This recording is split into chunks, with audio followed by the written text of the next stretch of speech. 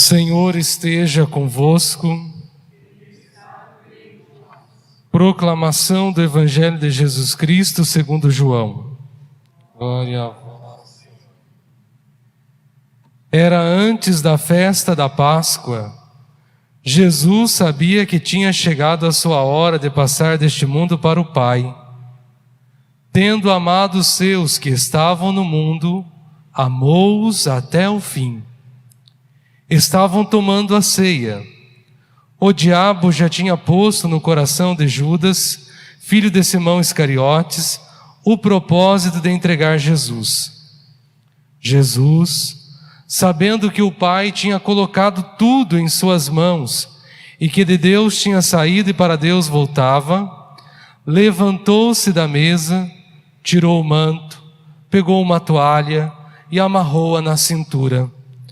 Derramou água numa bacia e começou a lavar os pés dos discípulos, enxugando-os com a toalha com que estava cingido. Chegou a vez de Simão Pedro. Pedro disse: Senhor, tu me lavas os pés? Respondeu Jesus: Agora não entendes o que eu estou fazendo, mais tarde compreenderás. Disse-lhe Pedro: Tu nunca me lavarás os pés. Mas Jesus respondeu: Se eu não te lavar, não terás parte comigo.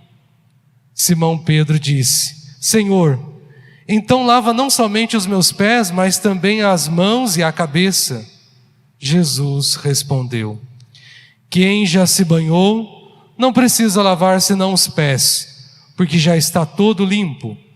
Também vós estáis limpos, mas não todos. Jesus sabia quem o ia entregar, por isso disse: Nem todos estáis limpos. Depois de ter lavado os pés dos discípulos, Jesus vestiu o manto e sentou-se de novo, e disse aos discípulos: Compreendeis o que acabo de fazer?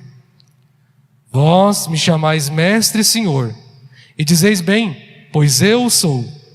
Portanto, se eu, o Senhor e Mestre, vos lavei os pés, também vós deveis lavar os pés uns dos outros.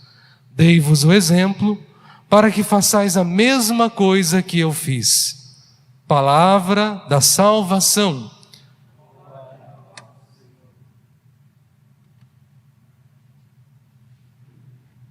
Queridos padres, queridos irmãos e irmãs que nos acompanham de casa, vamos ouvir daqui a pouco, na liturgia eucarística, que esta noite em que o Senhor Jesus foi entregue, Ele tomando o pão, disse que é o seu corpo, e tomando o vinho, disse que é o seu sangue para a nova aliança, e ordenou aos seus discípulos que fizesse isso em sua memória. E nós, como continuadores da missão dos discípulos, estamos aqui, cumprindo o mandato que Ele deu à sua igreja, estamos celebrando a sua memória. Para nós a Eucaristia não é uma lembrança qualquer, é uma memória, e memória significa tornar presente, não é acontecer de novo, mas é estarmos inseridos no próprio acontecimento.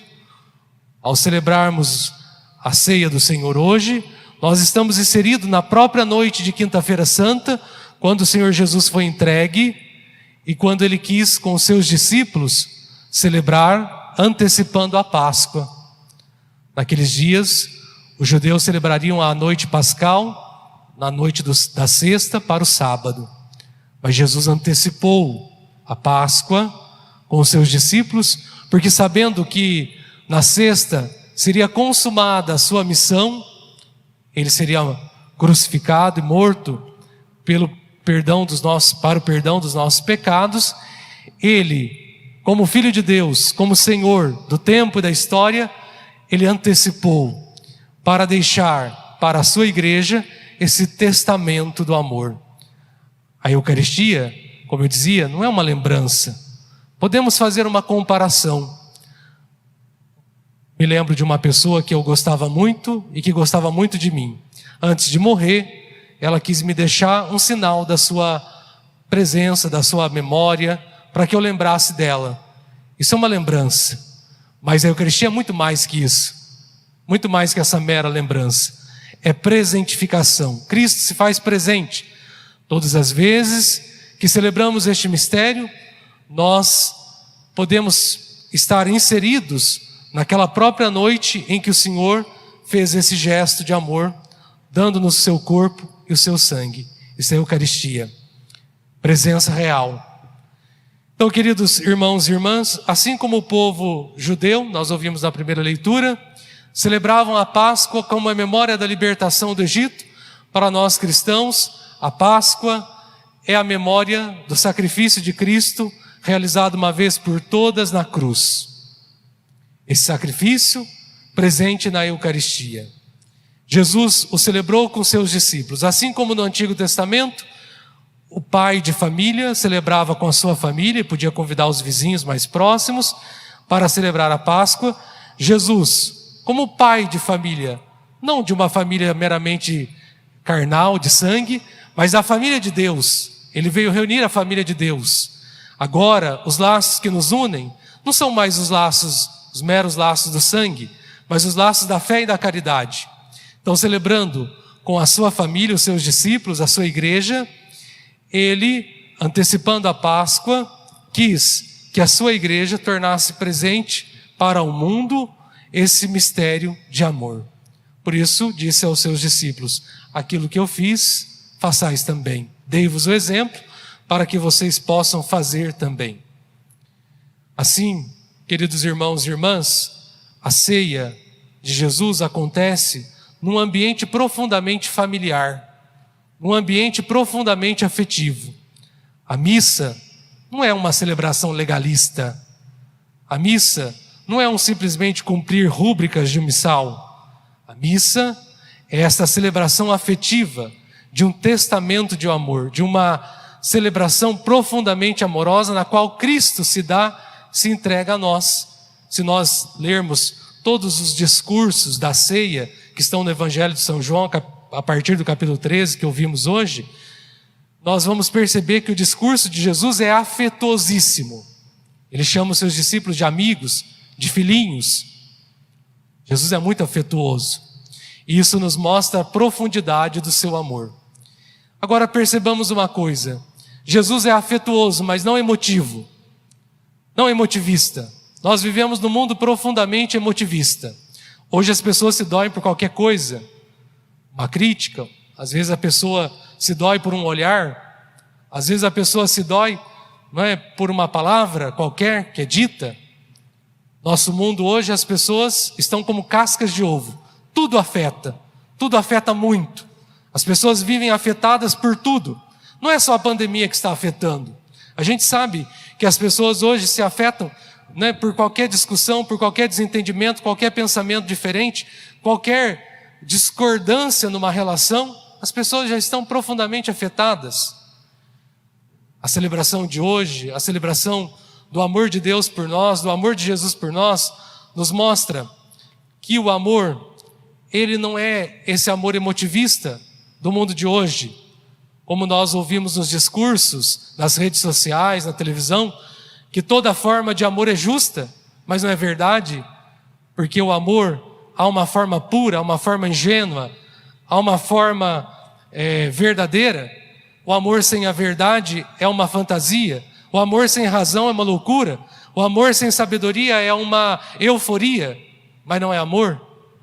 Então, o Senhor Jesus nos mostra com o seu gesto de doação, de serviço, lavou os pés dos discípulos, ele se colocou numa posição profundamente humilde, ele abaixou, lavou os pés dos seus discípulos, ele, o Mestre e Senhor.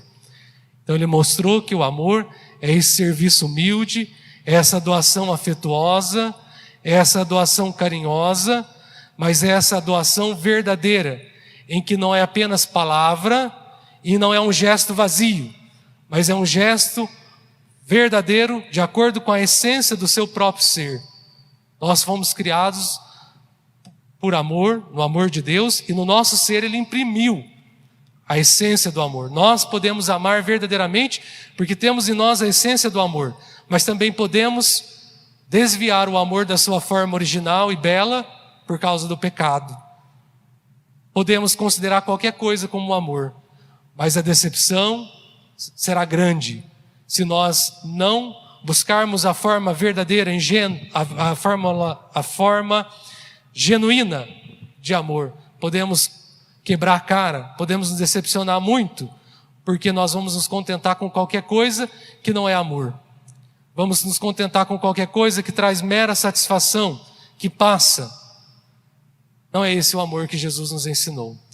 Disse o Evangelho de São João no início, que Jesus, sabendo que tinha chegado a sua hora, Ele amou os seus que estavam no mundo e amou-os até o fim. É isso que vamos celebrar amanhã. A cruz, o sangue derramado, o sangue da aliança, o amor que vai até as últimas consequências. Esse é o amor verdadeiro, esse é o amor autêntico, genuíno. E é esse que nós devemos imitar e vivenciar. Podemos ter tudo, mas se não tivermos esse amor, seremos vazios de Deus. E nunca seremos satisfeitos e nem realizados. Então pensamos hoje no início do Tríduo Pascal, que o Senhor Jesus nos ajude a viver esse amor, a imitar os seus passos, cumprir o que Ele nos mandou, e que os frutos das celebrações desses dias do Tríduo Pascal possa crescer em nossa vida e nós possamos experimentar o poder da sua ressurreição.